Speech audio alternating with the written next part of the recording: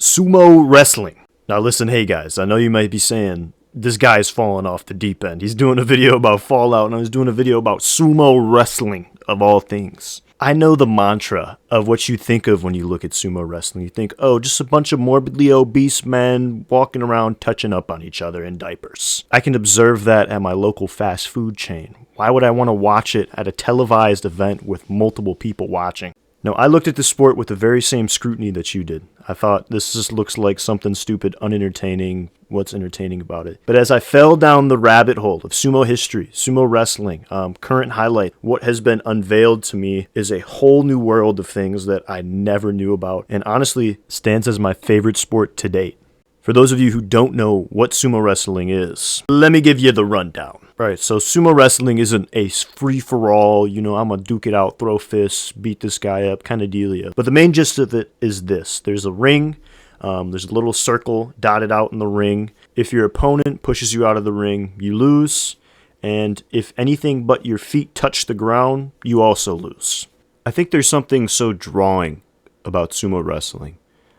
Now, I grew up, like some of you maybe, and I was super into history. As a young person, I was really invested in stuff in World War II and that whole very interesting historical piece that it was. And I was very intrigued in a war conflict that I didn't understand, but I wanted to learn more because it was so vastly interesting.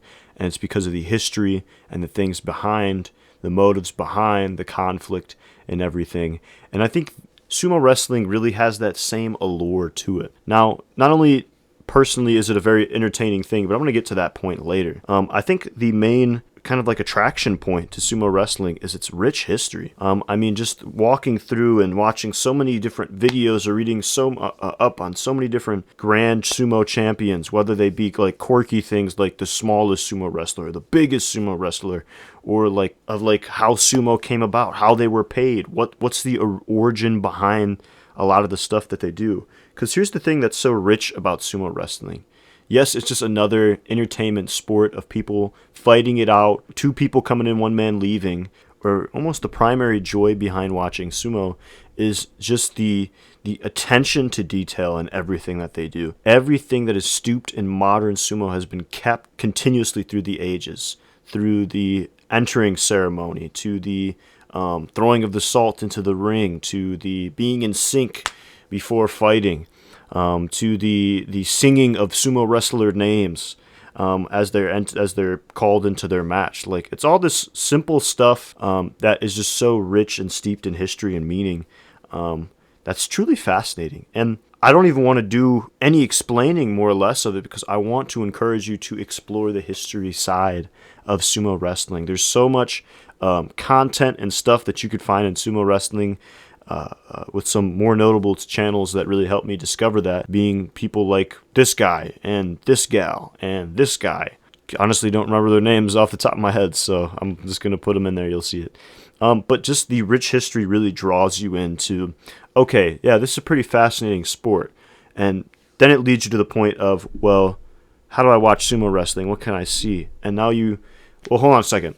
Here's from discovering the historic significance and the meaning and intention to detail throughout everything in sumo, it then draws you into this moment of, oh, okay, now I want to see this in action. I want to see what this is all about. I want to see what all this history culminates to in the modern era. And boy, will I tell you, you are not going to be in any way underwhelmed. Sumo wrestling has a rich collection of different clips, of different tournaments, of just some amazing sumo matches, of just complete wonderful displays of athleticism, of power, of balance, of agility, which is a surprising thing to say because these are large men. But truthfully, man, there's just so much that is so fascinating about sumo. I think probably the most fascinating thing that I discovered about sumo is the agility of some of these large men. I mean, sumo wrestlers, don't get me wrong, they are large people.